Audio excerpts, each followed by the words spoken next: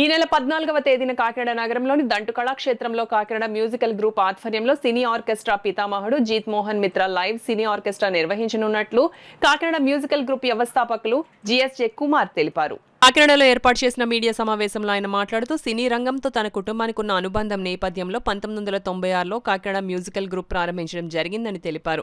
అప్పటి నుంచి సుమారు 30 సంవత్సరాలుగా సినీ ప్రముఖులను కళాకారులతో పలు కార్యక్రమాలు నిర్వహించి వారిని ప్రోత్సహించడమే కాకుండా ఘనంగా సత్కరించడం జరుగుతుందన్నారు. ఈ సమావేశంలో ఓ మ్యూజికల్ గ్రూప్ సభ్యులు పాల్గొన్నారు. డిసెంబర్ ఆదివారం సాయంత్రం దంటు కళాక్షేత్రంలో కాకినాడ మ్యూజికల్ గ్రూప్ వారిచే బ్రహ్మాండమైనటువంటి సినీ సంగీత విభావరి చేయడానికి నిర్ణయం జరిగిందండి.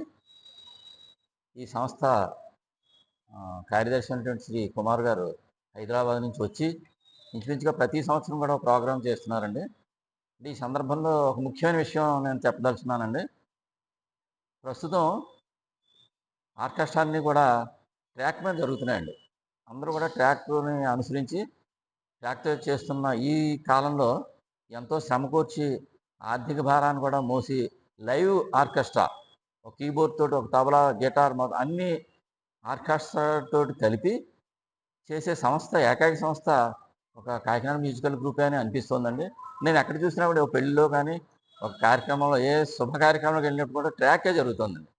ఇటువంటి ఈ ట్రాక్ యుగంలో లైవ్ చేసే సాహసం ఒక కుమార్ గారికే సాధ్యమని ఈ సందర్భంగా మనవి చేస్తూ ఆ కార్యక్రమాన్ని విజయవంతం చేసి పురప్రముఖులు అందరూ కూడా వచ్చి ఈ కార్యక్రమాన్ని విజయవంతం చేయవలసిందిగా కాకినాడ మ్యూజికల్ గ్రూప్ తరపున నేను అందరికి కూడా సాధారణంగా ఆహ్వానిస్తూ సెలవు తీసుకుంటాను. క్లబ్లో నేను గౌరవంగా జిత్ మోహన్ మిత్ర గారికి సన్మాన కార్యక్రమం పెట్టుకోవడం జరుగుతుందండి. ఇది తర్వాత ఎస్వి కృష్ణారెడ్డి గారు కూడా ఈస్ట్ గోదావరి తూర్పుగోదావరి జిల్లా వాస్తవ్యులు కాబట్టి ఆయన కూడా 2023లో అక్టోబర్లో ఆయన సన్మానించడం జరిగింది.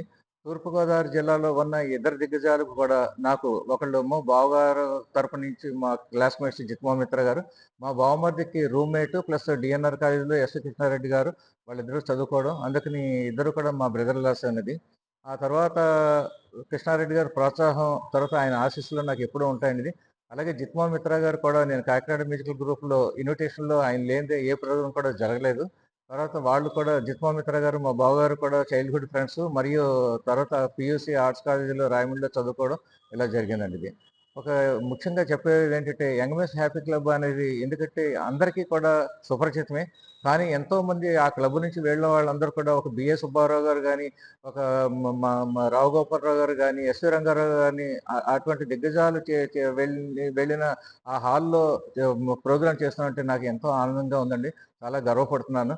అందులో కాకినాడ పట్టణంలో నేను ఇక్కడ ఉద్యోగం చేయడం, నా మ్యారేజ్ అవ్వడం, తర్వాత మా మామగారు ఆంధ్ర బ్యాంక్లో మేనేజర్గా చేయడం, మా నాన్నగారు ప్రొవిషన్ డిపార్ట్మెంట్లో ఇన్స్పెక్టర్గా చేయడం, అలాగే చిరంజీవి గారు వాళ్ళ ఫాదరు మా నాన్నగారు ఇద్దరు కూడా ఒకే డిపార్ట్మెంట్లో పనిచేయడం ఇలాగ ఉంది. ఇంకొక విషయం ఏంటంటే సూర్యకాంతం గారు మా నాన్నగారు క్లాస్మేట్స్, ఇద్దరు మెక్లాన్ హై స్కూల్లో చదువుకోవడం జరిగింది. ఇది ఇన్ని వివరాలతోటి ఉండడంతో నేను ఇక్కడ ఆనందంగా సంతోషంగా ఈ ప్రోగ్రాం చేయడం జరుగుతుంది.